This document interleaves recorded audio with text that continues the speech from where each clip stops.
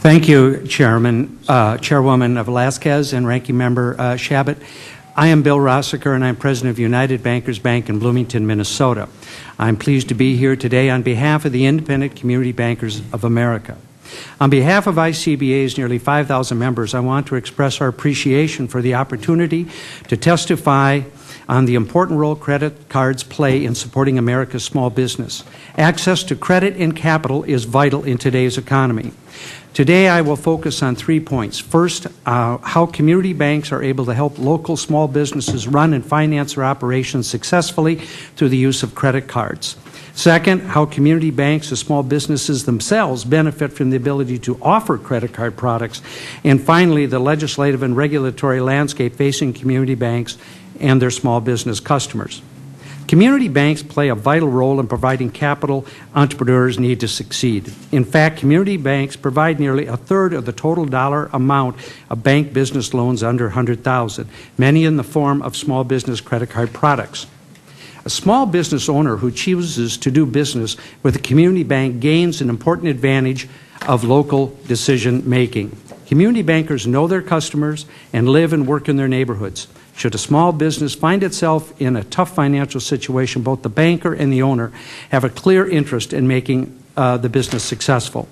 A small business credit card holder gains a new source of capital that can help them meet their dynamic financial needs while establishing a sound business credit history. A credit card simplifies the accounting and cash flow management. A small business can use credit card to finance daily expenditures, freeing up assets to be reinvested in the business to help it grow, rather than tying it up in trade credit receivables and payables. Also, it has been my experience that a large majority of small business credit card holders pay their statement balance in full at the end of each month, using it as a transaction account, and almost provides them the same convenience as a regular checking account.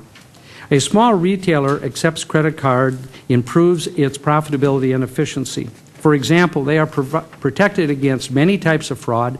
They don't have to keep as much cash on hand, and the business receives guaranteed funds in its account immediately. Also, as we all know, consumers will spend more if they go to a merchant that accepts credit cards.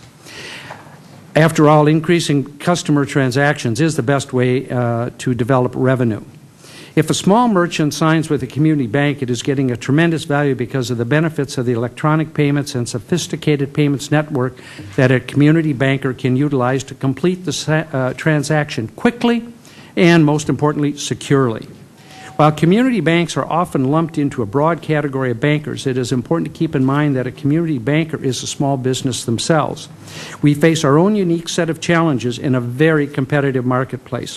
Contrary to popular belief, the consumer and business credit cards we offer are not always the source of tremendous profit. The real value lies in our basic ability to offer these products to consumers and small businesses. Offering community bank-issued credit cards creates a stronger relationship with the customer and encourages loyalty for the long run.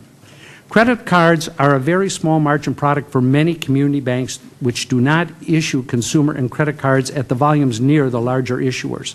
For the small business owner, they can get the same product but with local customer service at a competitive and often better rates from their community banker. One unique challenge facing community banks on a daily basis is the burden of government regulation, which directly affects the ability to support small businesses. There are a number of legislative proposals which would greatly increase the cumulative regulatory burden for card-issuing community banks. The increased regular cost and burdens could be the tripping point that will cause community banks to discontinue offering credit card products. That said, there is also an opportunity for Congress to enact measures to make it easier for small businesses and community banks to grow and succeed. ICBA would like to thank the Chairwoman Velasquez for introducing the community's first act, H.R. 1869, which provides the much-needed regulatory burden and tax relief for community banks, their customers, and their communities. In conclusion, even in the best of economic times, small businesses can struggle in the search of capital. Community bankers are well positioned to meet these needs, be it through traditional loans or highly competitive business credit offerings.